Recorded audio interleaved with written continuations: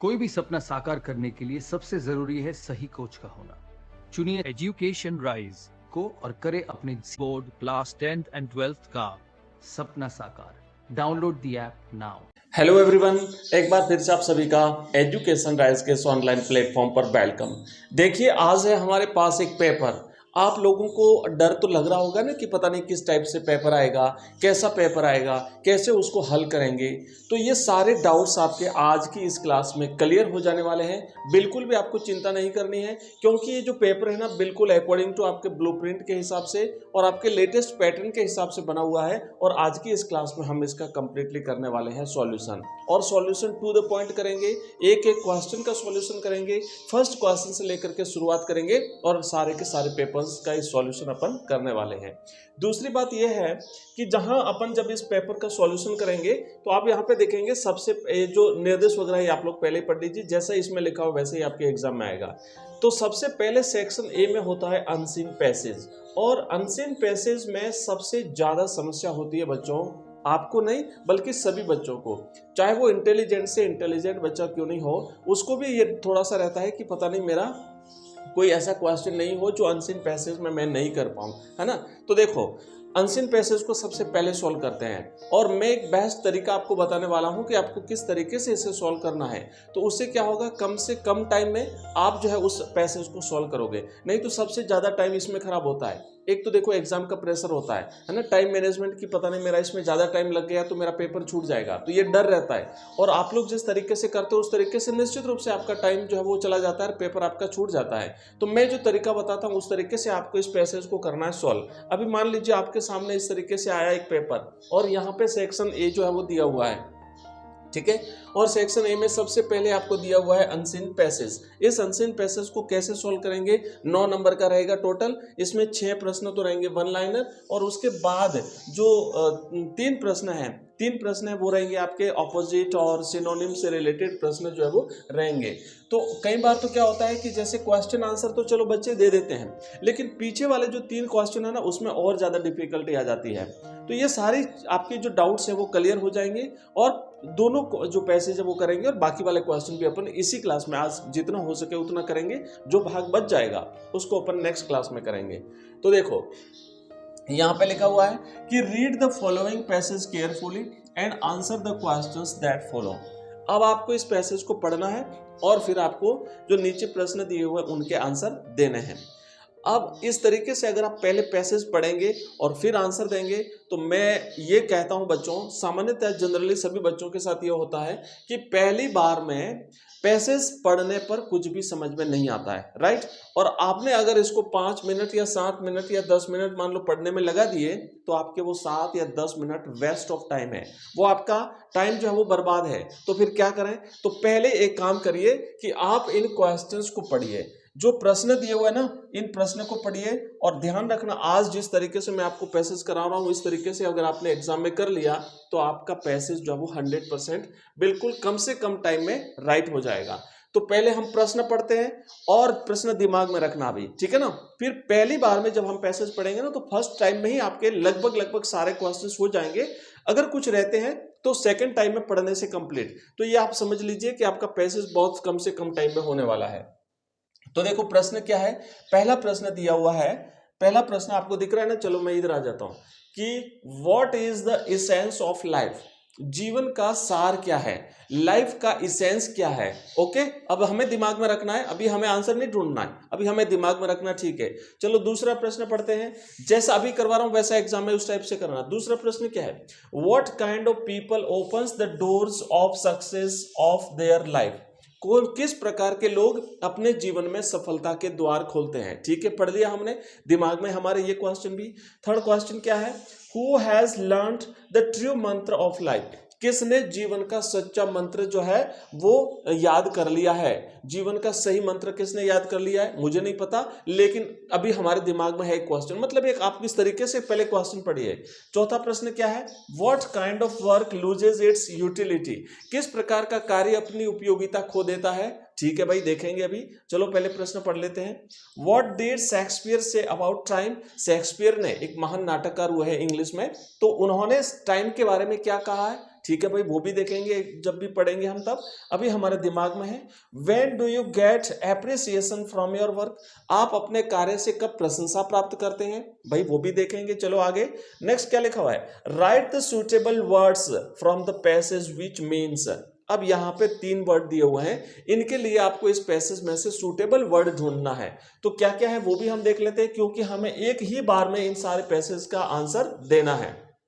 पहला है कि a person who feeble minded, feeble minded यानी कमजोर दिमाग का आदमी, ठीक है। कमजोर दिमाग का यूं कह सकते हैं, या जो टाइम या जो एक्चुअली कोई डिसीजन नहीं करे, मैनेजमेंट नहीं कर पाता है, कोई काम कैसे करना है कैसे नहीं कर उसको नहीं कर पाता ना, वो फीबल माइंडेड व्यक्ति हुआ। ठीक है भाई, फीबल माइंडेड व्यक्ति हमें इस पैसेज में ध्यान रखना है जब हम पढ़ेंगे। तो कोई ऐसा कमजोर दिमाग वाला व्यक्ति कौन है, या जो अपना काम सही ढंग से नहीं कर पाता, ऐसा व्यक्ति कौन है, पढ़ेंगे तब देख लेंगे।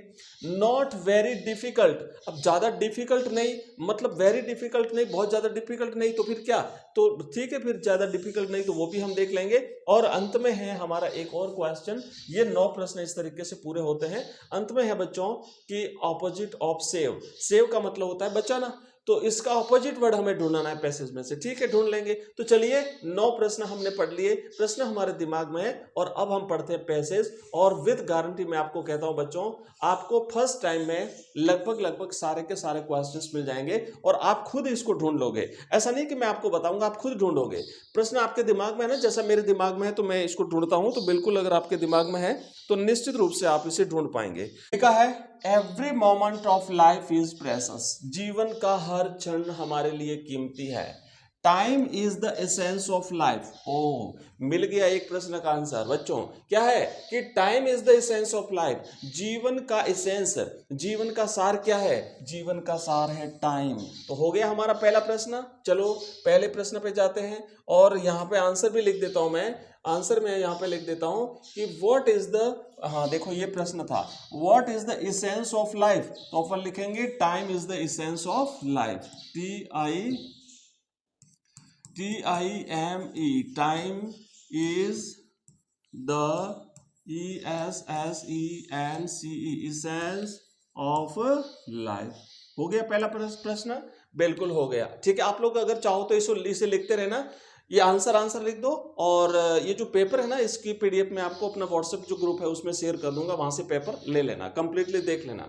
तो हो गया हमारा पहला प्रश्न। चलिए ठीक है, और आगे बढ़ते हैं, अब प्रश्न बार बार नहीं पढ़ेंगे, प्रश्न हमने एक बार पढ़े हुए हैं ना, हमारे दिमाग में है, इसलिए कम से कम समय में आपको कैसे सोल्व करना है तरीका मैं आपको बता रहा हूं। आगे देखो क्या करना है, it is the wealth given to us by nature. ये यहाँ पे इट बात हो किसकी हो रही है, इट मैंने कौन, इट मैंने टाइम, किसकी बात हो रही है, टाइम की बात हो रही है, ध्यान रखना। तो ये टाइम क्या है, टाइम एक प्रकार का खजाना है, एक प्रकार का धन है, एक प्रकार की संपत्ति है, वेल्थ है, जो कि हमें दिया गया है, किसके द्वारा, नेचर के द्वारा। ठीक है, यहाँ पर किसी प्रश्न का कोई आंसर नहीं है। Every day all of us gate 24 hours, प्रतिदिन हम सभी कितना घंटे समय प्राप्त करते हैं, 24 घंटे, नथिंग लेस नथिंग मोर, न किसी को ज्यादा और न किसी को कम। Now it is up to us, अब ये हम पर डिपेंड करता है, हाउ वी यूज इट, कि हम इसका उपयोग कैसे करें। भाई सभी के पास टाइम तो बराबर है, कौन कैसे उपयोग करता है वो जो है वो व्यक्ति पे डिपेंड करता है। आगे देखो क्या लिखा है कि people who know how to make the best use of every moment easily open the doors of success in their lives. अब देखो 2 प्रश्नों का आंसर यहां पे मिला है मुझे। कौन से 2 प्रश्न, पहले तो मैं आपको बता दूं कि एक वर्ड आया था not very difficult, right, 1 number का क्वेश्चन है ना, नॉट वेरी डिफिकल्ट के लिए आपको सिमिलर वर्ड ढूंढना है। अब आप कहोगे सर कहाँ आया था, हमें तो नहीं पता, तो चलो मैं दिखा देता हूं, ये आया था भाई, यहाँ पे देखो आपको कि नॉट वेरी डिफिकल्ट, आप यहाँ पे देख पा रहे हो,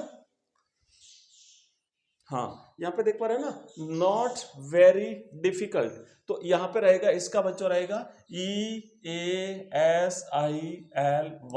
इजीली। नॉट वेरी डिफिकल्ट मतलब क्या, तो नॉट वेरी डिफिकल्ट तो इजीली। तो अब ये देखो एक बार फिर से वापस इधर चलते हैं, तो यहाँ पर तो एक क्वेश्चन का आंसर तो हमें ये मिल गया, नॉट वेरी डिफिकल्ट तो इजीली हो गया ये, ओके, ये हो गया आपका इजीली। और एक और प्रश्न का आंसर किसका, कि अपने जीवन में सफलता के द्वार कौन खोलता है, याद है ना आपको, एक क्वेश्चन हमने किया था। देखो वापस प्रश्न बता देता हूं, ये रहा प्रश्न कि व्हाट काइंड ऑफ हाँ, what kind of people opens the doors of success in their life? ठीक है, तो इस प्रश्न का आंसर भी हमें मिल गया। क्या है इस प्रश्न का कि कौन से लोग अपने जीवन में सफलता के द्वार खोलते हैं? तो ऐसे व्यक्ति जो हर क्षण का, टाइम के प्रत्येक पल का उपयोग करते हैं, वो अपने जीवन में सफलता के द्वार खोलते हैं। तो यहाँ पे देखो लिखा हुआ है कि people who know how to make the best use of every moment easily open the doors of success in their lives। तो यहां तक हमारा आंसर हो गया। तो ये हो गया बच्चों दूसरे प्रश्न का आंसर, ठीक है। और ये हो गया पहले प्रश्न का आंसर, ये पहला हो गया, ये दूसरा हो गया, और ये हो गया हमारा इजीली। देखो ये हो गया एक और क्वेश्चन का, ये है 8वां प्रश्न। तो 3 प्रश्नों के आंसर हो गए ना। अभी तो हमने पहली बार पढ़ रहे हैं ना, फर्स्ट टाइम अभी तो हम पैसेज को पढ़ रहे हैं, फिर भी 3 प्रश्न हमने क्लियर कर दिए। चलो आगे देखते हैं।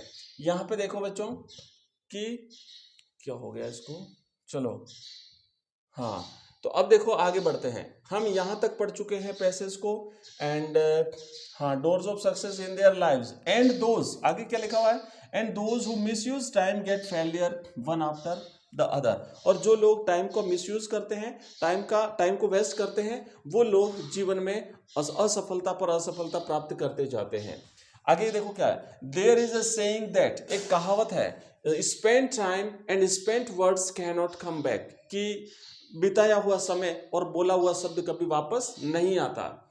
Everybody is tied by the limits of time, even god respect the boundaries of time. हर व्यक्ति समय के बंधन में बंधा हुआ है, यहाँ तक कि भगवान भी समय की पाबंदियों को जो है वो क्या करता है, उसका सम्मान करता है। ठीक है भाई, यहाँ तक हमें कोई प्रश्न का आंसर अभी तक नहीं मिला। चलिए कोई बात नहीं, आगे बढ़ते हैं, अभी मिल जाएगा। तो यहाँ पे देखो आगे क्या लिखा हुआ है कि work wins appreciation only when it gets completed in a requisite time frame. अब देखो एक और प्रश्न का आंसर मिल गया। क्या प्रश्न था? प्रश्न ये था कि कौन सा कार्य आपको प्रशंसा दिलाता है, राइट। अब प्रश्न दिमाग में रखना पड़ेगा आपको, अगर प्रश्न दिमाग में नहीं रखा तो भी बच्चों काम नहीं चलेगा। तो क्या प्रश्न है देखो यहाँ पे कि यहाँ पे देखो कि हाँ, ये रहा प्रश्न नंबर 5 नहीं, छठा प्रश्न क्या है, when do you get appreciation from your work. आप कब अपने काम से प्रशंसा प्राप्त करते हैं? तो हम जब किसी काम को एक टाइम के, जो एक निश्चित निर्धारित जो टाइम है, उस टाइम पीरियड में अगर हम किसी काम को पूरा कर लेते हैं तो निश्चित रूप से हम प्रशंसा के पात्र होते हैं, या हमारा कार्य हमें प्रशंसा दिलाता है। तो यहाँ पे छठे प्रश्न का आंसर ये रहा बच्चों, ठीक है। क्या है, यहां से आप लिखेंगे कि work wins appreciation only when get completed in requisite time frame. अगर कोई कार्य निर्धारित समय में पूरा कर लिया जाए तो वो कार्य हमें प्रशंसा दिलाता है। तो ये छठे प्रश्न का आंसर हो गया, राइट। 4 प्रश्न हो गए, आगे बढ़ते हैं। कितने में से? 9 में से 4 हो गए। आगे बढ़ते हैं, देखो, beyond the time allotted work loses all its utility, however good may have been its quality. अब कोई भी कार्य चाहे उसकी क्वालिटी कितनी अच्छी क्यों नहीं हो, लेकिन अगर निर्धारित समय में उसे पूरा नहीं किया जाए तो वो अपनी उपयोगिता खो देता है, वो अपनी यूटिलिटी खो देता है। तो देखो एक बार फिर से वापस चलेंगे अपन यहाँ पे कि कौन सा कार्य अपनी यूटिलिटी खो देता है। बच्चों देखो यहाँ पे ये रहा चौथा प्रश्न कि what kind of work loses it's utility. किस प्रकार का कार्य अपनी यूटिलिटी, अपनी उपयोगिता खो देता है? तो ऐसा कार्य जो निर्धारित समय में पूरा नहीं किया जाए वो अपनी यूटिलिटी खो देता है, ठीक है। तो ये हो गया। तो देखो कि प्रशंसा कौन सा कार्य दिलाता है? जो निर्धारित समय में पूरा किया जाए वो तो प्रशंसा दिलाता है, और जो निर्धारित समय में पूरा नहीं किया जाता है वो अपनी यूटिलिटी, अपनी उपयोगिता खो देता है। तो कहाँ गया? तो यहाँ पे गया बच्चों, ये प्रश्न रहा quality work loses all its utility, ये रहा कि एंड बियॉन्ड द वर्क। यहां से आप करेंगे चौथे प्रश्न का answer, beyond the time allotted work loses all its utility, however good may have been its quality. आप यहां तक लिखेंगे, ये हो गया चौथा। तो इस तरीके से देखो हमने 5 क्वेश्चन कर लिए। अब देखो और आगे बढ़ते हैं। When iron is hot it can be cast into whichever shape we want. जब लोहा गर्म होता है ना तो उसको आप जिस आकार में ढालना चाहो उस आकार में, मन चाहे आकार में ढाल सकते हो। Once it gets cold nothing can be made out of it. और जब वो लोहा ठंडा हो जाता है तो फिर आप उसका कुछ नहीं कर सकते। However much we may beat the same. चाहे आप उसको कितना ही पीटो लेकिन फिर वो लोहा नहीं ढलेगा। इन द सेम वे, इसी तरीके से a person who has learnt to wisely use his time and has understood how to cast himself according to the need of the time has actually learnt the true mantra of life। एक और question का answer मिला कि जीवन का मंत्र किस प्रकार के व्यक्ति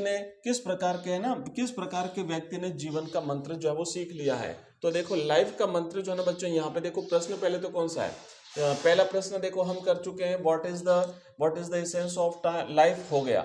नंबर है कि what kind of people opens the door of success, हाँ जो निर्धारित समय में जो कार्य पूरा करते हैं वो सफलता के द्वार खोलते हैं। Who has learn the true मंत्र ऑफ लाइफ, कौन से लोगों ने जीवन का सच्चा मंत्र सीख लिया है। तो देखो बच्चों कि ऐसा व्यक्ति है ना, यहाँ पे देखो कि ऐसा व्यक्ति यहाँ पे ये रहा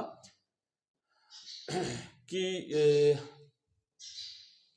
once it called nothing can be and a person देखो एक ऐसा व्यक्ति a person who has learnt to wisely use this time, जिस व्यक्ति ने इस टाइम को, इस समय को सही तरीके से उपयोग करना सीख लिया और समझ लिया है ना, how to cast himself according to, और किस तरीके से अपने आप को परिस्थितियों के अनुसार आप ढाल सकते हो है ना, जैसा मौका उसके अकॉर्डिंग आप अपने आप को ढाल सकते हो। तो ऐसे व्यक्ति ने जो है वो वास्तव में जीवन का मंत्र जो है वो सीख लिया। तो ये हो गया हमारा क्वेश्चन का आंसर।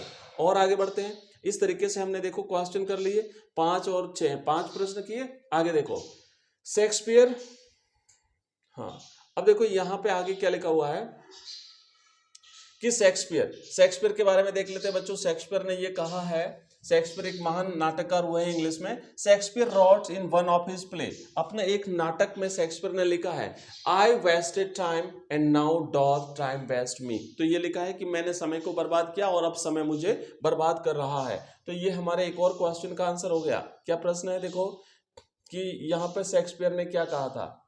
हाँ अब यहाँ पे है ना, ये रहा पांचवा प्रश्न what did Shakespeare say about time, कि शेक्सपियर टाइम के बारे में क्या कहता है। शेक्सपियर कहता है I waste time and now doth time waste me, कि मैंने टाइम बर्बाद किया और अब टाइम मुझे बर्बाद कर रहा है। तो देखो बच्चों पहला हो चुका है हमारा, दूसरा हो चुका है हमारा, तीसरा क्वेश्चन भी हमने कर लिया है, चौथा क्वेश्चन हमने कर लिया, पांचवा कर लिया और छठा भी हमने कर लिया। और अब हमारा देखो ये हो गया, ये प्रश्न भी हो गया। अब हमारे पास 2 प्रश्न बचे हैं, तो रहने दो, लेकिन पहले अपन पढ़ लेते हैं। तो देखो यहां तक पढ़ चुके हैं, यहां तक हम पढ़ चुके हैं शेक्सपियर वाला।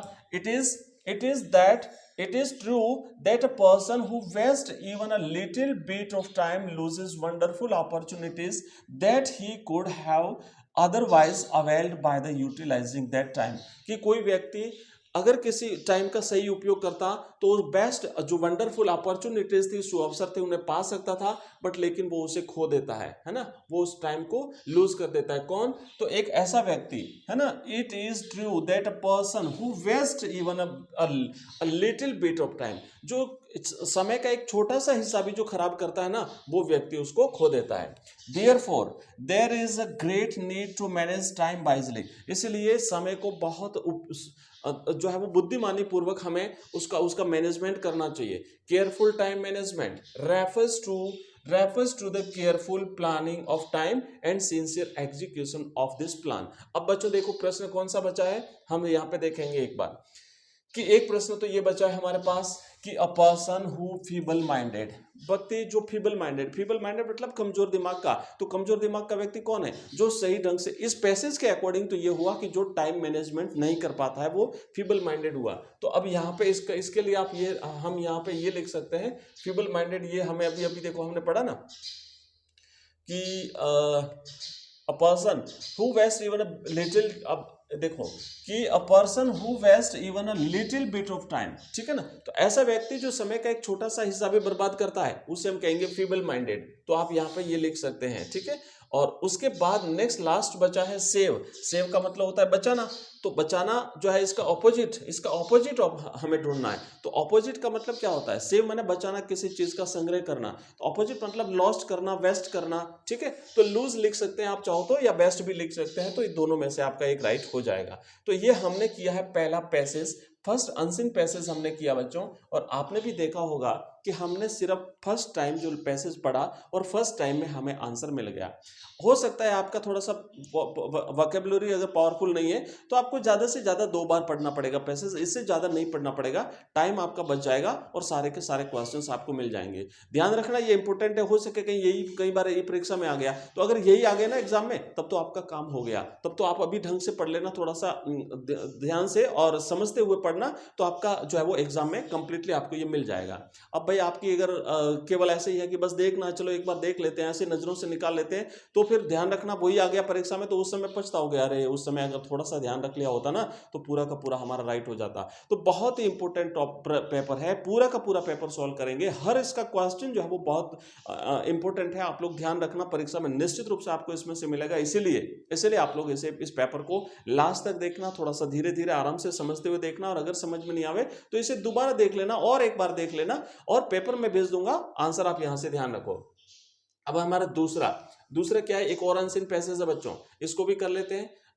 ये अनसीन पैसेज इस प्रकार है, आप जो बच्चे नए हैं ना कि व्हाट्सएप ग्रुप कैसे ज्वाइन करें, तो मैं आपको बता देता हूं। ये हमारा नंबर है 9079622989। इस नंबर पे आप मुझे मैसेज कर देना, व्हाट्सएप मैसेज करना, तो आपको लिंक मिल जाएगा, व्हाट्सएप ग्रुप का लिंक मिलेगा, टेलीग्राम चैनल का लिंक मिलेगा। टेलीग्राम अगर आप चलाते हो ना तो टेलीग्राम को ज्वाइन कर लेना पहले, क्योंकि टेलीग्राम में क्या होता है कि पिछली जो पीडीएफ है वो भी आपको मिल जाएगी, और व्हाट्सएप में तो जब आज आप ज्वाइन करोगे तो आज के बाद जो पीडीएफ शेयर की जाएगी या फिर जो वीडियोज की लिंक शेयर की जाएगी वही आपको मिलेगा, लेकिन टेलीग्राम में आपको पुरानी चीजें भी सारी मिल जाती हैं, तो आप उसे ज्वाइन कर लीजिए। यहीं पर आपको हमारे ऐप का लिंक मिलेगा, उस ऐप को भी आप डाउनलोड कर सकते हैं, जहां पर आपको हम कंप्लीट कोर्सेज भी देते हैं, मॉडल पेपर्स भी हैं, टेस्ट सीरीज भी हैं, आपके एग्जाम के हिसाब से सारी चीजें जो है वो आपको वहां पे मिल जाएगी। ठीक है, देखो क्वेश्चन पहला क्या लिखा हुआ है, पहला प्रश्न यहां पे लिखा हुआ है कि by what are the nations unknown, राष्ट्र जो है वो किस चीज से अनजान है, राष्ट्र नेशन जो है वो किस चीज से अनजान है, ये हमें इसका आंसर ढूंढना है। तो ठीक है, हम दिमाग में रखेंगे, क्वेश्चन आंसर हमारे दिमाग में रखना है। दूसरा प्रश्न क्या है, what should the nations realise, राष्ट्रों को क्या रियलाइज करना चाहिए। ठीक है, अभी देखेंगे अपन, who will die in this conquest, इस कॉन्क्वेस्ट में कौन मर जाएगा, अभी देखेंगे हम कौन मर जाएगा भाई। एंड नेक्स्ट है, what should we eradicate for self preservation, self preservation के लिए हमें किस चीज को इरेडिकेट करना चाहिए। इरेडिकेट का मतलब होता है समूल नष्ट कर देना, जड़ से उखाड़ फेंकना, तो हमें अपनी आत्मरक्षा के लिए है ना, सेल्फ प्रिजर्वेशन के लिए हमें किस चीज को इरेडिकेट करना है, अभी देखेंगे, पैसेज पढ़ेंगे। तो अभी पहले आपको इसी तरीके से एग्जाम में भी क्वेश्चन पढ़ लेना है, और क्वेश्चन पढ़ने के बाद फिर पैसेज पढ़ना, तो जिस तरीके से हमने कल फर्स्ट बार में ही पढ़ते टाइम सारे क्वेश्चंस कर लेते, उसी तरीके से आज भी ये पैसेज जब पढ़ेंगे तो इन सारे पैसेज के आंसर जो क्वेश्चन जो है उनके आंसर हमें एक बार में मिल जाएंगे, तो आपको दोबारा पढ़ने की जरूरत नहीं पड़ेगी और आपका टाइम बचेगा। आगे क्या लिखा है कि find the words from the passage which means, जिसका अर्थ है क्या है कि अ लैक ऑफ इंफॉर्मेशन और नॉलेज, यानी कि ज्ञान की कमी को हम क्या कहते हैं, तो ये पैसेज में से ढूंढना है, वैसे तो इसके खूब अर्थ हो सकते हैं।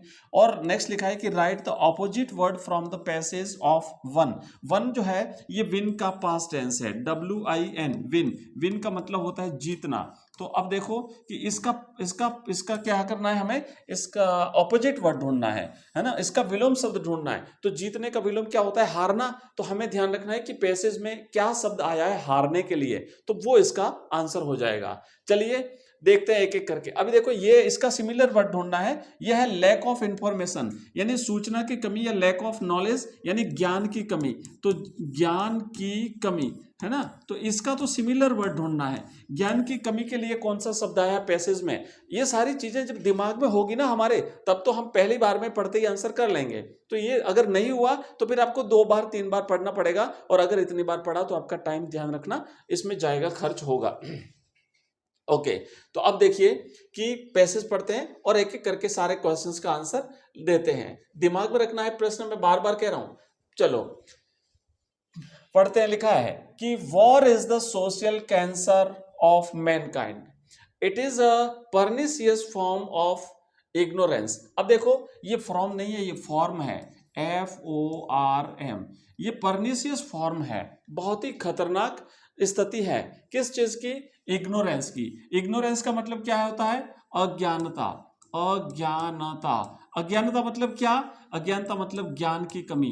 तो देखो भाई पहला प्रश्न का एक प्रश्न का आंसर मिल गया, ज्ञान की कमी। तो अभी हमने देखो लिखा था ना कि lack of knowledge. Lack of knowledge क्या है? ज्ञान की कमी। तो लैक ऑफ नॉलेज को इंग्लिश में उसके लिए क्या सिमिलर वर्ड आया है? इग्नोरेंस आया है। तो ये हो गया हमारे एक प्रश्न का आंसर। कौन से प्रश्न का आंसर हुआ? यहाँ पे देखो बच्चों, यहाँ पे जो आया था ना ये लैक ऑफ इंफॉर्मेशन या फिर नॉलेज, तो इसका सिमिलर वर्ड आपको ढूंढना है बच्चों पैसेज में से। आपको इसका पैसेज में से मीनिंग ढूंढना है। तो हम यहाँ पे लिखेंगे इग्नोरेंस, IGNORANCE, इग्नोरेंस यानी ज्ञान की कमी। मिल गया। चलिए आगे बढ़ते हैं। तो ऐसे करके है ना एक एक आपको पढ़ते जाओगे ना तो सारे के सारे आंसर मिलते जाएंगे। हाँ अब देखिए नेक्स्ट लिखा है, यहां से पढ़ेंगे ignorance. For it destroys not only it's enemies. अब ये जो युद्ध होता है ना, युद्ध यहाँ पे बात हो रही है वार की। वार मैंने युद्ध। तो युद्ध न केवल अपने दुश्मन को खत्म करता है but also the whole superstructure of which it is a part and thus eventually defeats itself. और इस तरीके से ये जो है वो अपने आप को हरा देता है, मतलब युद्ध खुद हार जाता है एक दिन। तो यहाँ पे ध्यान दीजिए, एक शब्द है डिफीट। डिफीट का मतलब क्या होता है? हराना। डिफीट का मतलब होता है हराना। तो हमें एक और प्रश्न का आंसर मिल गया। क्या प्रश्न था? वन का मतलब जीता। तो जीतने का ऑपोजिट वर्ड क्या होता है बच्चों? जीता। जीतने का ऑपोजिट क्या होता है? हारना। तो इसके लिए क्या शब्द आया है? Defeat, DEFEAT, defeat. तो मिल गया हमें दो प्रश्न का आंसर। अभी तो हमने 2 से 3 लाइनें पढ़ी है और हमारे 2 प्रश्न कंप्लीट हो गए। आइए आगे बढ़ते हैं। नेक्स्ट क्या लिखा हुआ है देखो, आप ये नोट करते जाना है ना, लिखते जाना। ये पेपर में आप अवेलेबल करा दूंगा, मैं कल भूल गया था आज डालता हूँ, आपको अपने ग्रुप में डाल दूंगा। अब देखो नेक्स्ट यहाँ पे क्या लिखा हुआ है, आगे हम पढ़ते हैं। नेक्स्ट आगे बढ़ते हैं कि ये क्या करता है? अपने आप को डिफीट करता है। Nations live in a state of anarchy. तो अब जब युद्ध होता है तो पूरा राष्ट्र जो है एक प्रकार से अराजकता, अनार्की का मतलब होता है अराजकता में आ जाता है। Not in a state of law and like cancer cells, nation do not know that their ultimate self-interest lies in preserving the health and harmony of whole body। अब देखिए यहां पे एक प्रश्न का आंसर है कि nation do not know that their ultimate self interest lies, कि उनका आखिर उनका जो अंतिम रुचि किस में होनी चाहिए? किसी भी राष्ट्र का पूरा ध्येय किस में होना चाहिए? अपने जनता के कल्याण में होना चाहिए, न कि युद्ध करने में। तो अब देखो प्रश्न ये था, प्रश्न क्या था, मैं आंसर साथ साथ में आपको बता देता हूं कि व्हाट शुड नेशन, हाँ ये रहा सेकंड प्रश्न। सेकंड क्वेश्चन है कि what should the nations realise, राष्ट्र को क्या रियलाइज करना चाहिए? तो देखो बच्चों, एक राष्ट्र को ये रियलाइज करना चाहिए, है ना,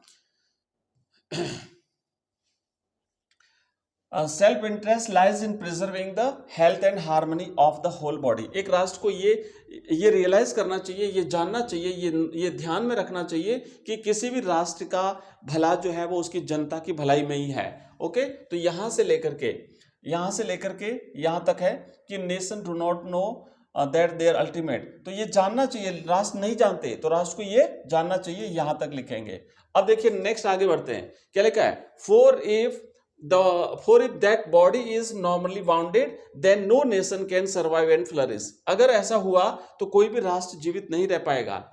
if the aim of life is self preservation for the species as well as for the individual, we must tame or eradicate the cancer cells of war in the social organism। एक और प्रश्न का answer मिला हमें क्या eradicate करना चाहिए? तो देखो क्वेश्चन ये था कि हमें जो है ना व्हाट शुड, प्रश्न यह है कि what should we eradicate for self preservation, हमें सेल्फ प्रिजर्वेशन के लिए, आत्म सुरक्षा के लिए किस चीज को इरेडिकेट करना चाहिए?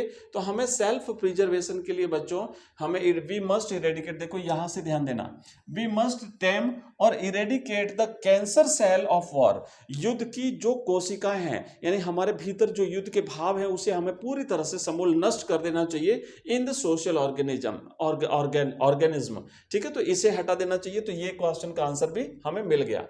And this can be done only when nations begin to recognise that what may seem to be in the national interest cannot be opposed to the common interest of mankind, or both the nation and mankind will die in this conquest। अब देखो ये एक और प्रश्न का answer कि यहां पे देखो लिखा हो ना, यहां पे लिखा है कॉन्क्वेस्ट।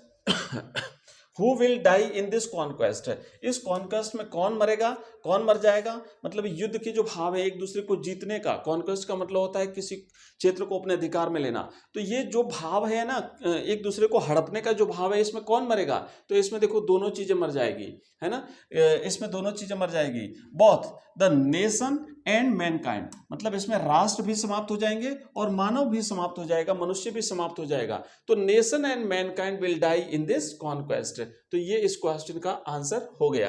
अब देखो एक और क्वेश्चन है यहाँ पे कि राष्ट्र को क्या रिकॉग्नाइज करना चाहिए, हम यहाँ पे देखेंगे, है ना, what should the nations realise, एक राष्ट्र को क्या रियलाइज करना चाहिए, ये आंसर है।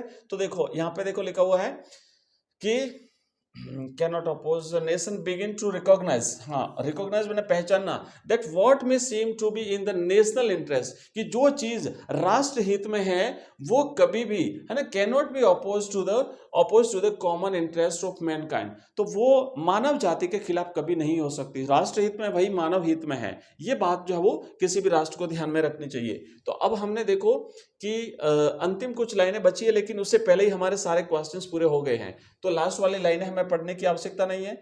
By what are the nations unknown, राष्ट्र किस चीज से अज्ञान है, तो हमने देख लिया ना कि राष्ट्र जो है वो उस चीज से अज्ञान है, किस चीज से, इसका क्वेश्चन का इस आंसर है ना, डू नॉट नो जो हमने किया था, यहाँ पे देखो nation do not know that their ultimate self interest lies in preserving the health and harmony of the whole body, whole body में क्या आएगा, होल बॉडी में कम्युनिटी ऑफ मैन, मतलब पूरे राष्ट्र की जो जनता है उसका कल्याण ही जो है वो उसमें छिपा हुआ है, तो ये पहले क्वेश्चन का आंसर हो गया हमारा। यहाँ से देखो, यहाँ से लिखा है ना कि नेशन डू नॉट नो, तो यहाँ से लेकर के यहाँ तक ये पहले क्वेश्चन का आंसर है। तो इस तरीके से हमारे सारे क्वेश्चन हो गए बच्चों, पहला प्रश्न हो गया, तो देखो पहला क्वेश्चन हो गया हमारा, दूसरा हो गया, तीसरा हो गया, चौथा भी हो गया, एंड पांचवा हो गया इसका, एंड छठा भी हो गया। तो इस तरीके से हमने दोनों पैसेज कंप्लीट कर लिए। अब सेक्शन बी शुरू करते हैं, मैं कंप्लीट सॉल्यूशन करवाने की पूरी कोशिश करूंगा बच्चों। सेक्शन बी जो है, तो सेक्शन बी में देखो क्या लिखा हुआ है कि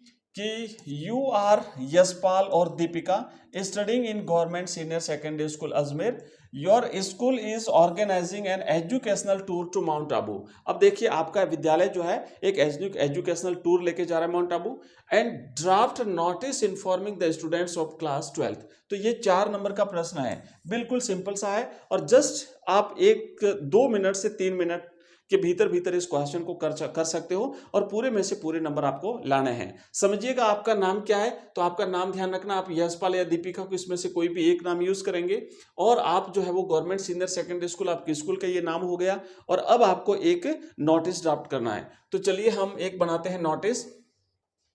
कैसे लिखना है आपको नोटिस, चलो मैं यहां पे लिख करके बता देता हूं। तो देखो, चलो इसी पे लिख देते हैं, ओके। तो हमें क्या करना है कि, ठीक है, तो हम जब नोटिस लिखेंगे तो सबसे ऊपर हम क्या लिखेंगे बच्चों, सबसे ऊपर हम लिखेंगे नेम ऑफ ऑर्गेनाइजेशन, जैसा मैंने आपको बताया था नोटिस राइटिंग में, नेम ऑफ ऑर्गेनाइजेशन मैंने संगठन का नाम, तो अभी हमारा नेम ऑफ ऑर्गेनाइजेशन क्या है, हमारे स्कूल का नाम, तो हम लिखेंगे government senior secondary school Ajmer, right. तो आप कैपिटल लेटर में लिखना चाहें तो कैपिटल में लिखेंगे GOVT गवर्नमेंट, उसके बाद आप लिखेंगे सीनियर, उसके बाद आप लिखेंगे सेकेंडरी, उसके बाद आप लिखेंगे government senior secondary school, government senior secondary school. थोड़ा क्या है कि स्मॉल में लिखने की हैबिट है ना, तो ध्यान रखना पड़ता है, नहीं तो एक आधा छोटा हो जाता है स्कूल, और फिर हम लिखेंगे अजमेर, ठीक है, अजमेर। तो ये हो गया अजमेर, तो ये तो हो गया हमारे स्कूल का नाम, नेम ऑफ ऑर्गेनाइजेशन ऊपर आपने लिख दिया। सेकंड लाइन में क्या लिखते हैं पता ना आपको, लेफ्ट साइड में हम लिखेंगे डेट, तो डेट इसमें दी हुई नहीं थी, तो हम एक काम करेंगे कि जो एग्जाम है ना, एग्जाम की डेट हम लिख देते हैं। तो हमारा एग्जाम है 4 मार्च, तो यहाँ पे लिखेंगे 4 मार्च 2024, ओके। अब हमें क्या लिखना है, अब हमें सेंटर में नेक्स्ट लाइन में लिखना है कैपिटल लेटर में नोटिस, NOTIC, तो ये लिखेंगे NOTICE, ये हमने लिख दिया नोटिस। अब हम क्या लिखेंगे, उससे जो नेक्स्ट लाइन होती है उसमें हम लिखते हैं heading of the notice, notice की जो हेडिंग है या जिसे टाइटल भी हम कह सकते हैं, उसको लिखेंगे तो हमारा टाइटल है educational tour to mount Abu. तो हम देखो यहाँ पे लिख, अब इसे भी क्या करना है आपको, हो सके तो आपको कैपिटल लेटर में लिखना है। अगर स्मॉल में भी लिख देते तो कोई इश्यू नहीं है। आप चाहो तो प्रत्येक जो वर्ड है उसका फर्स्ट लेटर कैपिटल लिख सकते हो, आप चाहो तो पूरा ही कैपिटल लिख सकते हो। तो हम लिखेंगे educational tour to mount Abu, EDUCA,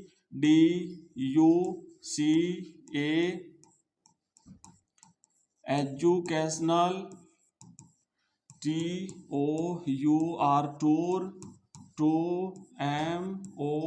MOUNT mount, और ABU आबू। ओके, तो ये हमने लिख दिया तीसरी लाइन हमारी कि एक माउंट आबू पे एजुकेशनल टूर। इतना लिखा। अब यहाँ पे हम लिखना शुरू करेंगे कि भाई सभी बच्चों को सूचित किया जाता है कि अपना विद्यालय माउंट आबू पर एक एजुकेशनल टूर लेके जा रहा है। उस जो कितनी तारीख से रहेगा, तारीख आप लिख दीजिए, है ना, कितने दिन का रहेगा, कि भाई तारीख इतने से लेके इतने दिन, 2 दिन का या 3 दिन का या 1 दिन का, जितना भी रहेगा। आप उस टूर के दौरान क्या क्या देंगे बच्चों को, नाश्ता चाय पानी क्या है वो लिखेंगे, और कितने रुपए बच्चों को जमा करवाने ये भी लिखेंगे। और जो बच्चे इंटरेस्टेड है ना, वो जो है अंडरसाइंड जो है, आप यशपाल या दीपिका जो नाम था अपना, उसको अपना नाम दे देंगे। तो बस इतना सा लिखना है और ये हो गया आपका कंप्लीट। तो देखो लिखेंगे कि all the students are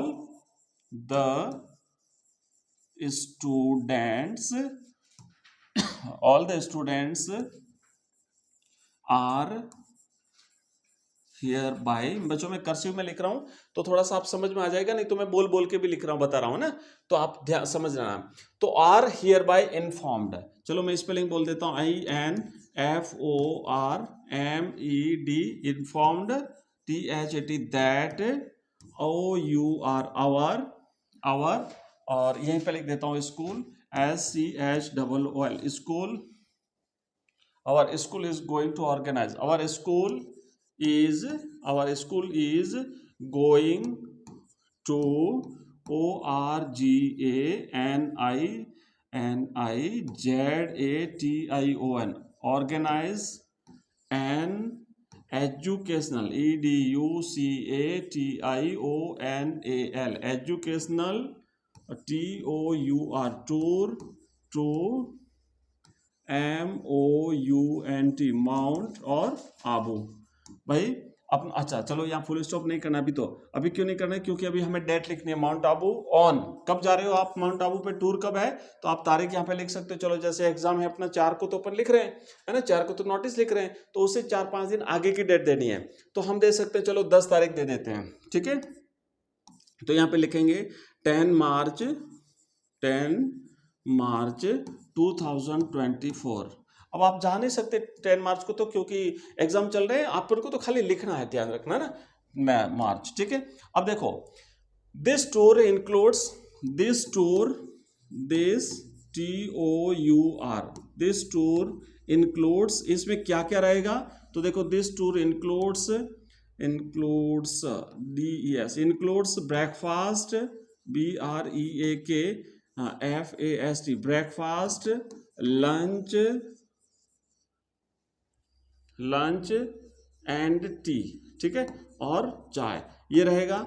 and every student have to deposit 500 rupees. आप ये लिख सकते हैं कि भाई प्रत्येक बच्चे को 500 रुपये जमा करवाने हैं, तो आप लिखेंगे every student, STUDENT, every student has to deposit, DEPOSITE, deposit 500 rupees, ठीक है, कि प्रत्येक बच्चा 500 रुपये जमा करवाएगा। और साथ ही साथ माता पिता की परमिशन भी जरूरी है, क्योंकि बिना परमिशन कोई नहीं आएगा। तो लिखेंगे parents return permission is needed, PARENTS, parents return, WRITTEN, return permission, PERMISSION, permission is required या नीडेड लिख सकते हैं आप, रिक्वायर्ड, ओके, ये लिख दिया आपको कि इसके माता पिता की परमिशन जरूरी है, रिक्वायर्ड। और those who are interested can give their names before, अब तारीख लिख दीजिए कि इतनी तारीख से पहले नाम दे दीजिए। तो चूंकि 15 तारीख को 10 तारीख को जाएगा और 4 को आप लिख रहे हैं, तो आप 2 दिन का टाइम दे दीजिए, 4 के बाद 5 और 6 तारीख तक सभी बच्चे अपना नाम दे दें। तो आप लिखेंगे यहाँ पे कि दोज, THOSE, दोज और who, those who are, those who are are interested, INTEREST, interested, ED, those who are interested can give their names, can GIVE, give, THEIR, their names to undersigned, किसको देंगे अपने नाम, नीचे जिसके sign किए हुए undersigned, SIGNED, undersigned. Okay, अब नीचे यहाँ पे साइन कर दो आपका नाम, फॉर एग्जांपल जैसे यशपाल हो गया, यहाँ पे आप थैंकिंग यू लिखेंगे, ठीक है, थैंकिंग यू, और अपना नाम लिख दो यशपाल, YASPAL। तो ठीक है, तो ये देख लो हो गया आपका। आप चाहो तो इसका स्क्रीनशॉट ले सकते हो। तो इस तरीके से अगर आपने लिखा, और लिखने के बाद अब आप क्या करेंगे लिखने के बाद जो है ना, आप इसको बॉक्स बना दीजिए। तो आपने ये बना दिया बॉक्स, ठीक है, ये हो गया आपका बॉक्स, और अब ये हो गया आपका नोटिस, ठीक है। अब एग्जामिनर इसको चेक करेगा और आपको मिलेंगे बच्चों पूरे 4 में से 4 नंबर, आपका एक भी नंबर नहीं कटेगा। चलिए एक बार फिर से बैक जाते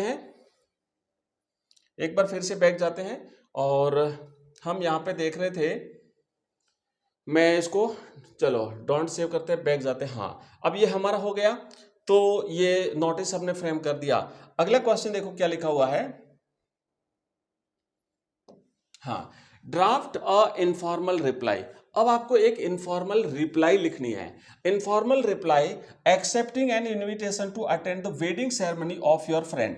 आपके मित्र के विवाह में शामिल होने हेतु आपको इनवाइट किया है, तो आप उसको एक्सेप्ट करते हुए एक रिप्लाई लिखेंगे। और रिप्लाई कैसे लिखनी है, इनफॉर्मल, ध्यान रखना, फॉर्मल और इनफॉर्मल दोनों प्रकार की रिप्लाईज होती हैं, उसे एक्सेप्ट और डिक्लाइन करना होता है। तो जो इनफॉर्मल रिप्लाई होती है वो एक इनफॉर्मल लेटर का छोटा रूप होता है। आप सीधा सीधा समझिए, जो लेटर होता है, 2 प्रकार के लेटर होते हैं ना, एक फॉर्मल होता है, एक इनफॉर्मल होता है। फॉर्मल लेटर तो क्या होता है कि जो किसी सरकारी कार्यालय को, अधिकारी को लिखा जाता है। इनफॉर्मल होता है जो अपन किसी मित्र को या अपने रिलेटिव्स को या किसी फैमिली मेंबर को लिखते हैं। तो उसमें जो क्या होता है इनफॉर्मल लेटर में, कि हम जो लिखने वाला होता है वो अपना पता लिखता है, सामने वाले का पता उस लेटर में नहीं लिखा जाता है। तो देखो कैसे लिखते हैं, इसको भी हम यहाँ पे देख लेते हैं। तो एक बार फिर से हम वापस चलेंगे वहीं उसी पेज पे, और उसी पेज पे हम चलेंगे, और यहाँ पे देखो हम बच्चों लिखेंगे, चलो इसको मैं हटा देता हूँ, यहाँ पे हमको लिखना है। तो अब जो एक आप याद रखिए दिमाग में, एक लेटर लिखना है आपको, सिंपल सा, बल्कि छोटा सा लिखेंगे, ज्यादा बड़ा नहीं। और लेटर कैसा लिखना है, इनफॉर्मल लिखना है। तो इनफॉर्मल में क्या होता है कि सबसे पहले तो यहाँ पे होता है हाउस नंबर दे दिया 01। आप एग्जाम्पल कुछ भी लिख दीजिए अपने हिसाब से, क्योंकि यहाँ पे दिया हुआ नहीं है। अगर मान लो यही क्वेश्चन एग्जाम में आता है तो आप अपने हिसाब से कुछ भी लिखेंगे। अब यहाँ पे लिखेंगे, चलो यहाँ पे लिख देंगे आप गहलोत भवन। ओके, तो यहाँ पे हम लिखेंगे भाई GEHLOT, गहलोत भवन। हाँ, ये आपने लिख दिया। उसके बाद आप लिख दीजिए, उसके बाद चलो हाँ यहाँ पे लिख दीजिए रामनगर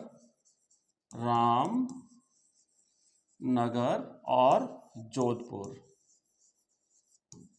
ये 3 लाइन में हो गया एड्रेस। एक लाइन हमें खाली छोड़नी है, और यहाँ पे हम लिखेंगे डेट 4 मार्च 2024। यहाँ पे हमने ये लिख दिया।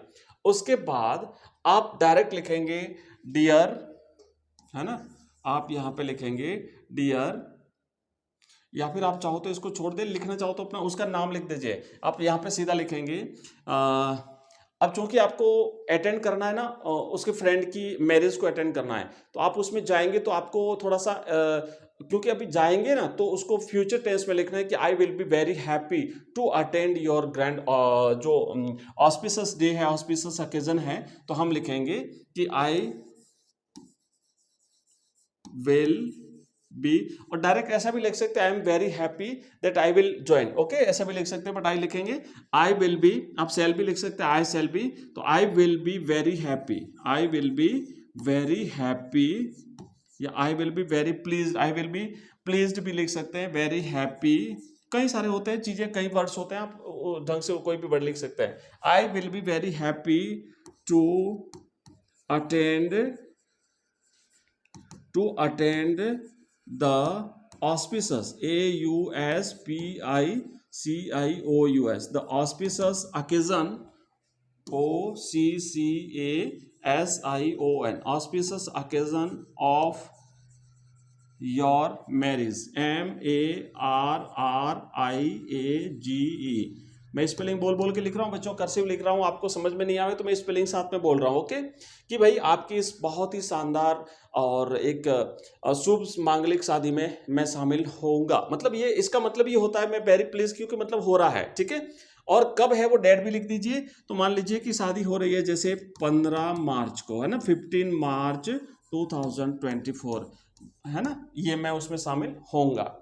और क्योंकि छोटा सा लिखना ज्यादा लंबा नहीं होता है, आप ये अब थैंक यू दे सकते हैं, हालांकि शुरू में भी दे सकते हैं कि thank you very much for inviting me in this occasion, या डायरेक्ट लिख दीजिए thank you very much for inviting me,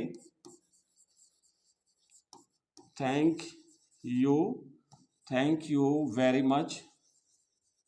very much for inviting me,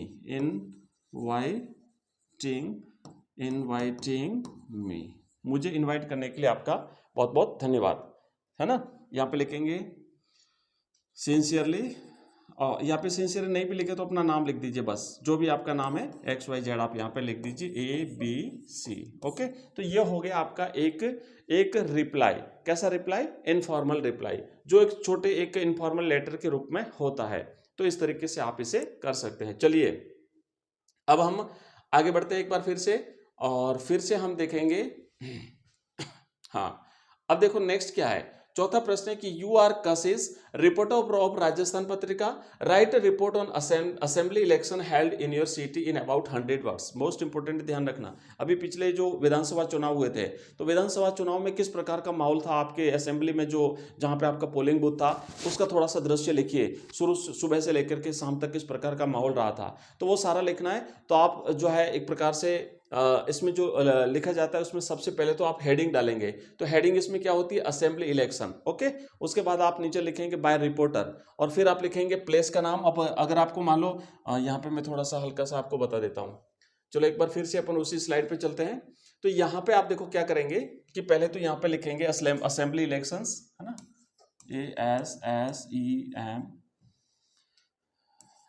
ASSEMBLY, assembly elections 2023 के जो चुनाव हुए थे। और यहाँ पे लिखेंगे bye reporter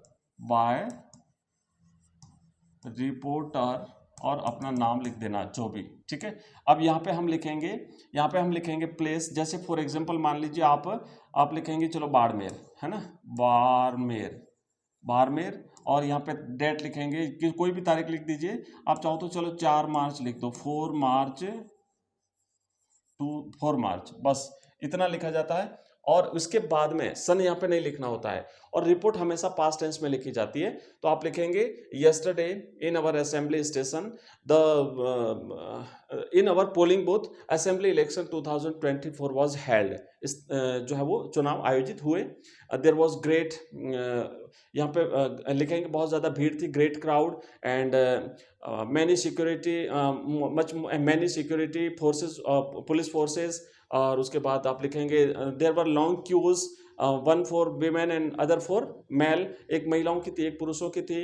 and I also cast my vote, मैंने भी अपना वोट दिया, आदि आदि लिख करके इस तरीके से आप कंप्लीट कर देंगे। तो ये सिंपल सा लिखना है, आपको पूरे में से पूरे नंबर मिल जाएंगे, 5 में से 5 नंबर आपको इसमें मिल जाएंगे बच्चों, ठीक है। चलिए एक बार फिर से बैक चलते हैं पेपर की तरफ, और फिर से यहाँ पे देखते हैं नेक्स्ट क्वेश्चन। अब देखो यहाँ पे क्या है कि right a paragraph in about 100 words based on given clues on demerits of city life. City life की डीमेरिट्स बतानी है आपको, उसकी कमियां बतानी है। यहाँ पे कुछ दिए हुए हैं क्लूज, उस क्लूज का ध्यान रखते हुए। उसके बाद देखो एक लेटर भी है। तो ये तो जो बड़े क्वेश्चन है ये अपन नेक्स्ट जो अपनी क्लास रहेगी उसमें हम कर देंगे। अब ग्रामर वाला है सेक्स, इसमें ग्रामर के जो क्वेश्चंस आएंगे वो 4 टॉपिक है ग्रामर के, प्रत्येक टॉपिक से 2-2 क्वेश्चन पूछे जाएंगे, प्रत्येक 1-1 नंबर का होगा। उसे कैसे हल करेंगे तो आप देखेंगे कि पहला छठा प्रश्न क्या है, join the following sentences using the connectives given in brackets. तो ब्रैकेट्स में जो कनेक्टिव्स दिए हुए हैं, जैसे यहाँ पे आफ्टर है, यहाँ पे अनलेस है, इनको इनसे इन सेंटेंसेस को आपको ज्वाइन करना है। तो पहला सेंटेंस ये प्रत्येक 1 नंबर का रहेगा और टोटल 2 नंबर के हैं आपके। बिल्कुल सिंपल सा है, देखो बहुत आसानी से आप पूरे में से पूरे नंबर ला सकते हैं और इस पर अपनी क्लास भी आने वाली है, नेक्स्ट क्लास जल्दी मिलेगी आपको। प्रश्न पहला क्या लिखा हुआ है, he had finished his work, he went to bed. उसने अपना काम कंप्लीट किया, उसके बाद वो सो गया। ठीक है, अब हमें इसे आफ्टर से जोड़ना है और आफ्टर का मतलब होता है बाद में, आफ्टर का मतलब होता है बाद में। तो देखो बाद में मतलब क्या, पहले क्या काम किया, पहले उसने अपना काम कंप्लीट किया और बाद में वो जाके सो गया। तो अब इसको चेंज कैसे करेंगे, तो इसको चेंज इस तरीके से करते हैं कि after having finished his work. अब ये जो सेंटेंसेस हैं इन्हें हम कनेक्टिव से जोड़ना पड़ेगा। तो इसको हम इस तरीके से लिखेंगे कि आफ्टर हैविंग, मैं यहां पे लिख देता हूं, आफ्टर से शुरुआत करेंगे, after having, after having finished, after having finished his work, his work, उसके बाद ही वेंट टू बेड। बस ये आपको पीछे वाला भाग ऐसे लिख देना, he went to bed. Okay, तो आफ्टर को हम शुरू में लगाएंगे यहाँ पे आफ्टर, उसके बाद ये हटा देंगे ही, आफ्टर हैव, हेड जो है ना यहाँ पे लगाएंगे हैविंग, और फिर फिनिश्ड हिज वर्क, फिर उसके बाद यहाँ से अपन पीछे वाला ऐसा भाग लिख देंगे। नेक्स्ट हमें अनलेस से ज्वाइन कर इसको जोड़ना है। तो अनलेस का मतलब होता है जब तक नहीं, इसका मतलब होता है जब तक नहीं, ये नेगेटिव सेंस देता है, ध्यान रखना, जब तक नहीं, इसमें नॉट नहीं है बट फिर भी इसका अर्थ होता है जब तक नहीं। तो क्या कहा है, you work hard you will not pass. Okay, तुम पास नहीं होंगे, कब नहीं होंगे, जब तक तुम कठिन मेहनत नहीं कर लेते तब तक तुम पास नहीं होंगे। तो इसको भी यहां से शुरू करेंगे, अनलेस स्टार्ट में लगाएंगे, हम लगाएंगे यहां पे unless, unless you work hard, और यहाँ पे फुल स्टॉप हटा के कॉमा करेंगे, and you will not pass, you जो कैपिटल है इसे स्मॉल कर देंगे, यू विल नॉट पास, इस तरीके से लिखना है, unless you work hard comma you will not pass, जब तक तुम कठिन मेहनत नहीं कर लेते तुम पास नहीं हो सकते। ठीक है, तो ये 2 क्वेश्चन हमारे हो गए। अब देखो नेक्स्ट क्वेश्चन क्या है, combine each set of sentences into one sentence as directed. जैसा निर्देश दिया गया है वैसा करना है हमें, कि हमें ये जो 2 सेंटेंसेस है इनको तो सिंपल सेंटेंस में कन्वर्ट करना है, और ये जो 2 सेंटेंसेस है इन्हें हमें कंपाउंड सेंटेंस में कन्वर्ट करना है। जो सिंथेसिस वाला अपना टॉपिक है जिसकी एक क्लास हमने ली थी, तो हम क्या करते हैं, मैंने आपको बताया था सिंपल सेंटेंस में क्या होता है, जिसका अपना एक सब्जेक्ट होता है, जिसका अपना एक फाइनाइट वर्ब होती है। और इसी तरीके से जो कंपाउंड सेंटेंस होता है, इस कंपाउंड सेंटेंस में क्या होता है, एक से ज्यादा क्लॉजेस होते हैं, और वो सारे क्लॉजेस जो है वो मेन क्लॉजेस होते हैं, जिसे अपन जो है वो इंडिपेंडेंट क्लॉज भी कहते हैं। तो इन्हें हम जोड़ेंगे आपस में। तो पहला जो सेंटेंस होता है ना, आप देखो जैसे मान लो 2 से ज्यादा सिंपल सेंटेंसेस दिए हुए हैं, और उनको हमें अगर एक सिंपल सेंटेंस बनाना होता है तो इसके 6 तरीके हैं, 6 तरीके से बनता है। अब ये 6 तरीके कौन कौन से वो तो मैं अभी नहीं बताऊंगा आपको, नेक्स्ट जो अपनी सिंथेसिस की जो क्लास आ रही है उसमें डिटेल में हम पढ़ने वाले हैं, और फिर उसकी लॉन्ग एक्सरसाइज करेंगे लंबी, तो आपका टॉपिक बिल्कुल क्लियर हो जाएगा। अभी इसको केवल मैं ट्रांसलेट आपको चेंज करके इसको बताता हूं सिंपल सेंटेंस में। तो इसमें क्या होता है, ये जो 6 तरीके हैं ना, इसमें एक तरीका होता है एडजेक्टिव, एडवर्ब का प्रयोग करके हम इसे एडवर्ब, ADVERB, एडवर्ब का प्रयोग करके हम वो सिंपल सेंटेंसेस को एक सिंपल सेंटेंस में कन्वर्ट करते हैं। एडवर्ब का मतलब होता है क्रिया विशेषण, और क्रिया विशेषण जनरली वर्ब के साथ में LY जोड़ करके बनाई जाती है ना। कोई भी जो वर्ब है उसके अंत में अगर हमने LY लिख दिया तो वो क्रिया विशेषण बन जाता है। तो देखो कि Vaishali refuse the gift, Vaishali ने गिफ्ट लेने से मना किया। सी वॉज प्राउड, क्योंकि वो घमंडी, सी वॉज प्राउड क्योंकि वो घमंडी थी। अब घमंडी थी इसलिए मना कर दिया। तो देखो हम इसको इस प्रकार करेंगे, वैशाली प्राउडली, ये जो प्राउड है ना इसके अंत में खाली LY जोड़ना है हमें, और ये प्राउडली हम यहाँ पे लाएंगे, यहाँ पे लाएंगे वैशाली, मैं यहाँ पे लिख देता हूँ, आपको लिखना वैशाली, उसके बाद लिखेंगे proudly, PROUDLY, Vaishali proudly refuse the gift, इसको हटा देना आप, ये नहीं लिखना, बस इतना सा हो जाएगा। Vaishali proudly refused the gift. क्यों? क्योंकि हमने प्राउड को एडवर्ब बना दिया, एलवाई जोड़ करके एडवर्ब बना दिया। तो ये जो 6 तरीके होते हैं ना सिंपल सेंटेंस को कन्वर्ट करने के, उसमें जैसे एक तो होता है पार्टिसिपल्स का प्रयोग करके, एक होता है एडवर्ब का प्रयोग करके, एक होता है केस इन एपोजिशन का प्रयोग करके, एक होता है इन्फिनेटिव का प्रयोग करके। ऐसे अलग अलग तरीके हैं जिनका प्रयोग करके हम 2 से ज़्यादा या 2 से ज़्यादा सेंटेंसेस को एक सेंटेंस में, सिंपल सेंटेंस में कन्वर्ट कर सकते हैं। तो हमने कर दिया। दूसरा देखो क्या है कि touch it you will die at once, और इसे हमें कंपाउंड सेंटेंस में कन्वर्ट करना है। अब बच्चों इसके भी नियम होते हैं अलग अलग, और इतने सारे नियम अगर आप याद नहीं करो तो मैंने कल आपको बताया था ना, कल नहीं बताया था, मैंने कहा था आपको शॉर्ट ट्रिक बताऊंगा। मैंने कल आपको वीडियो में कहा था, लेकिन वो शॉर्ट ट्रिक कल नहीं बताई थी, आज बताऊंगा। वो शॉर्ट ट्रिक क्या है? कुछ ऐसे वर्ड्स हैं, वो आपको वर्ड्स जिसे हम कनेक्टिव्स कहते हैं, और वो कनेक्टिव्स जो है ना वो आपको याद करने पड़ेंगे। उन कनेक्टिव्स में एक कनेक्टिव्स आता है बच्चों एंड।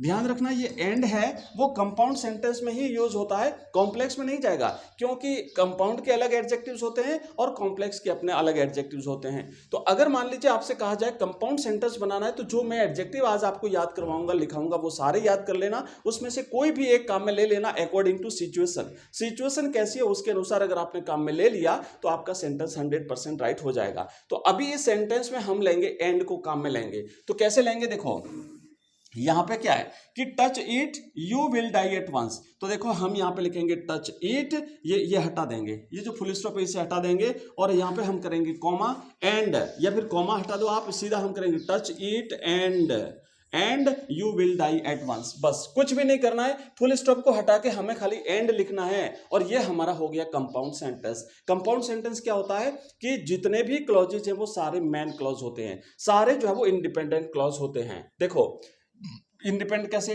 टच इट ये अपने आप में पूरा है, and you will die at once ये भी अपने आप में पूरा है। इस किसी के भी अर्थ को समझने के लिए हमें दूसरे सेंटेंस में निर्भर रहने की आवश्यकता नहीं है, तो वो होता है कंपाउंड सेंटेंस। तो अब आपको शॉर्ट ट्रिक क्या है वो अभी नेक्स्ट क्लास में बताऊंगा, कि जो यहाँ पे जो आपको कनेक्टिव्स जो याद करवाए जाते हैं वो याद कर लेना, और उसके अकॉर्डिंग आपका सेंटेंस राइट हो जाएगा।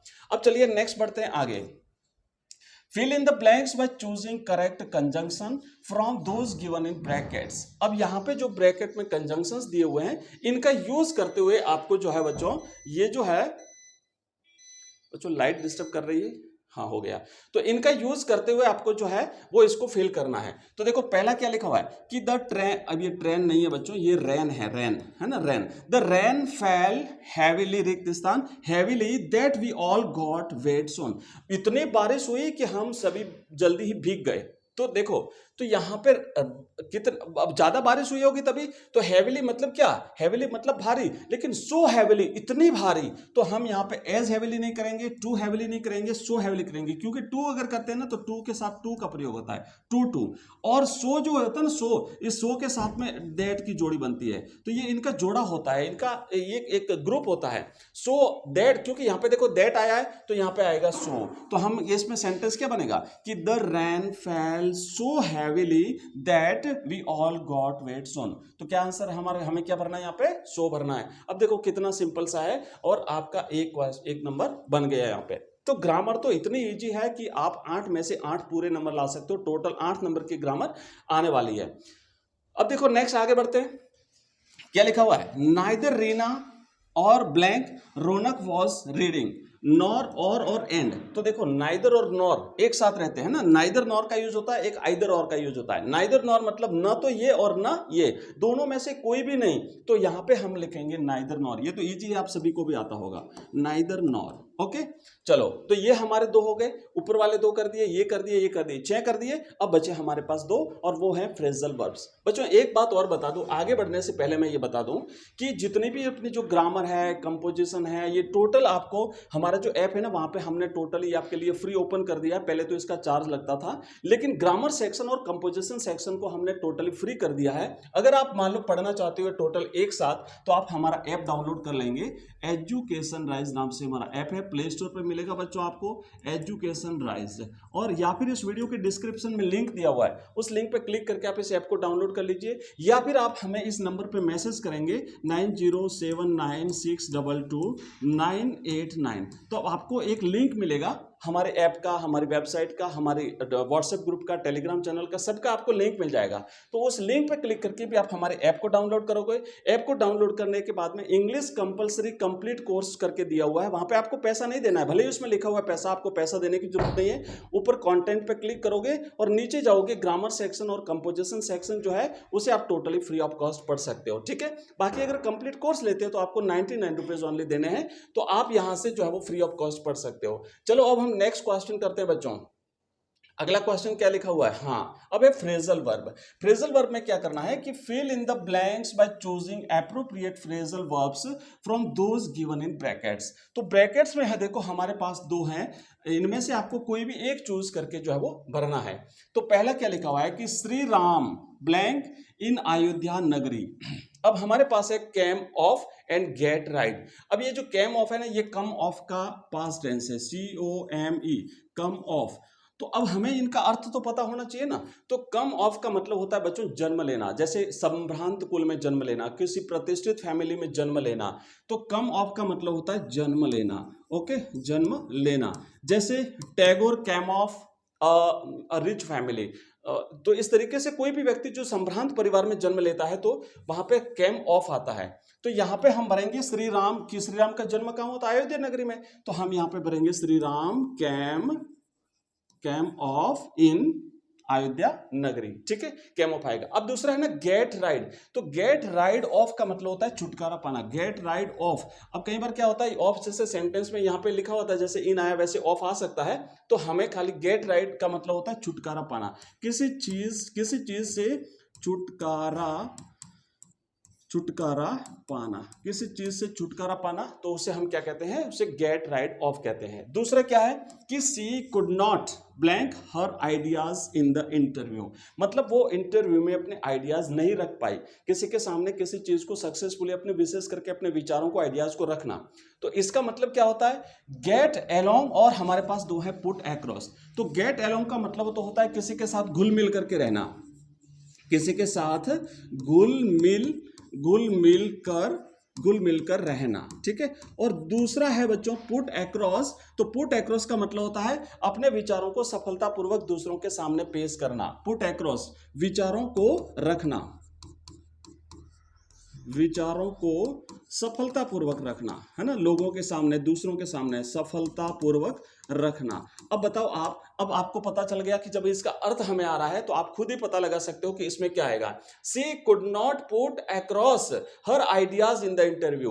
वो इंटरव्यू में अपने आइडियाज को सफलतापूर्वक प्रस्तुत नहीं कर पाई। क्यों भाई, इंटरव्यू में तो डर लगता है ना, झिझक होती है ना, तो नहीं कर पाए। तो put across is the right answer. ये आप यहां पे भर सकते हो, पुट अक्रॉस इसका राइट आंसर रहेगा, ठीक है। तो बच्चों ये हमने कर दिया ग्रामर सेक्शन को, हम कह लेते हैं यहां से शुरू होता है डी सेक्शन। तो डी सेक्शन में क्या करना है कि अपना जो एक पैसेज आएगा बुक में से, और उस पैसेज के आपको आंसर देने हैं।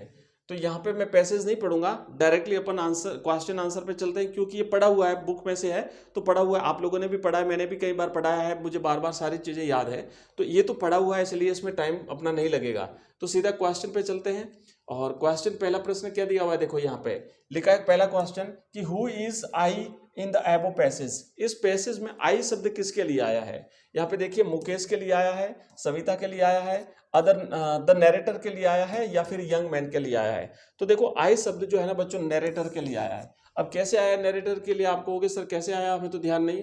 तो यहाँ पे देखो क्या शब्द लिखा हुआ है कि, हाँ यहाँ पे देखिए, हाँ व्हेन आई सेंस देखो यहाँ लिखा हुआ है कि when I sense a flash of it in Mukesh I am cheered. तो मुझे खुशी होती है जब मुकेश में, यहाँ पे अनिस जंग ये कहती है कि मुकेश जब कहता है ना कि I want to become a motor mechanic, मैं मोटर मैकेनिक बनना चाहता हूँ, तो इससे मुझे खुशी होती है। तो आई किसके लिए आया है, दोनों जगह आई नैरेटर के लिए आया है। तो इसलिए इस क्वेश्चन का राइट आंसर क्या हुआ कि आई जो है वो आया है नैरेटर के लिए। पहला क्वेश्चन आई नैरेटर के लिए। दूसरा क्या है, Mukesh is contented to dream of. Mukesh किस चीज का स्वप्न देख के संतुष्ट है, कार का, एरोप्लेन का, बसेस का या एयरक्राफ्ट का? तो राइट आंसर है कार का स्वप्न देख करके।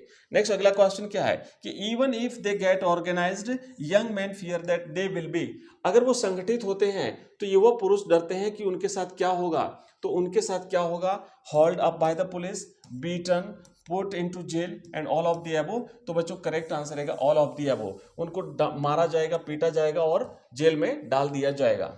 नेक्स्ट देखिए, which of these is not a part of growing up of this children, इन बच्चों के बड़े होने का क्या एक हिस्सा नहीं है? Caring, daring, working and poverty. तो इनका जो है ना डेयरिंग का मतलब होता है साहस करना, ये हिम्मत नहीं कर सकते, साहस नहीं कर सकते, बाकी सारी चीजें हैं, तो ये डेयरिंग जो है वो उनके जीवन का पार्ट नहीं है।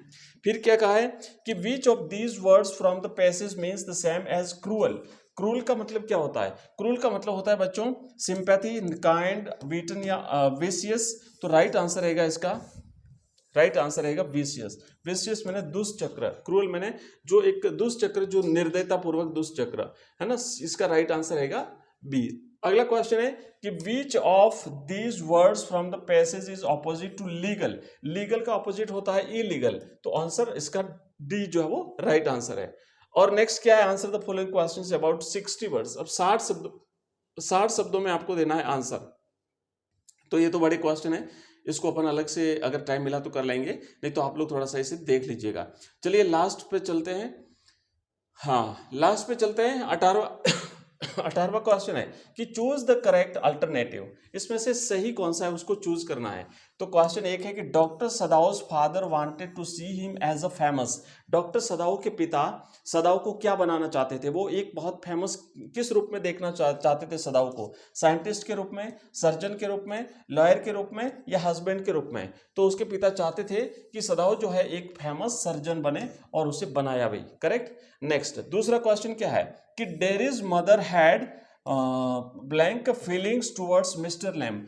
डेरी की माँ लैम्ब के प्रति किस प्रकार का भाव रखती थी? अच्छा भाव था, good, neither good nor bad, न तो अच्छा न बुरा, बैड बुरा भाव, या फिर जेलसी या ईर्ष्या का भाव रखती थी? तो देखो एक्चुअली अपन बैड कह सकते हैं, ईर्ष्यालु तो नहीं कहेंगे, बैड कह सकते हैं, बुरा भाव था, कुछ अच्छा भाव तो नहीं था, वो उसके बारे में अच्छा तो नहीं सोचती थी। ठीक है ना, तो राइट आंसर रहेगा बैड। नेक्स्ट देखो अगला क्वेश्चन है, थर्ड क्वेश्चन है कि Antarctica stores about ice of the earth total ice. पृथ्वी की कुल बर्फ का कितना भाग जो है वो अंटार्कटिका में स्टोर किया हुआ है? 70% है, 90% है, 60 है या नन ऑफ दीज है? तो बच्चों करेक्ट आंसर रहेगा इसका 90%। 90% आइस, 90% बर्फ जो है वो अकेले अंटार्कटिका के पास है। नेक्स्ट क्वेश्चन है कि Sam was at the third level 4। Sam third level पर कितने टाइम रहा था? 2 मंथ रहा था, 3 वीक्स रहा था, 2 डेज रहा था या 2 वीक्स रहा था? तो बच्चों यहाँ पे राइट आंसर रहेगा, उल्लेख किया हुआ है चैप्टर में कि he was there, he had been there for 2 weeks. वो 2 सप्ताह तक वहां पे रुका था। और अगला क्वेश्चन देखते हैं, maharaja could not kill the 100th tiger because. वो 100वें टाइगर को नहीं मार सका। क्यों नहीं मार सका? क्या हुआ था? He could not find it, उसे नहीं मिला था इसलिए। ही हैड लेफ्ट हंटिंग, या उसने शिकार करना छोड़ दिया था। ही मिस्ड हिज टारगेट, या अपना टारगेट चूक गया था, या ही बिकेम वीक, या फिर वो कमजोर हो गया था। तो बच्चों करेक्ट आंसर रहेगा उसने मारा था उसे, लेकिन वो टारगेट मिस कर गया था, तो मिस्ड हिज टारगेट, टारगेट चूक गया था। नेक्स्ट क्वेश्चन देखो अगला क्या लिखा हुआ है कि हु इन्फॉर्म्ड जित कालासा about the cutting of her hair. तो उसको उसके कटिंग उसके हेयर की कटिंग के बारे में किसने उसे इन्फॉर्म किया था? तो बच्चों करेक्ट आंसर है रहेगा Judewin, Judewin is the right answer. Option A is the correct answer है इस क्वेश्चन का। तो देखो इस तरीके से हमने इस कंप्लीटली पेपर को सॉल्यूशन किया है।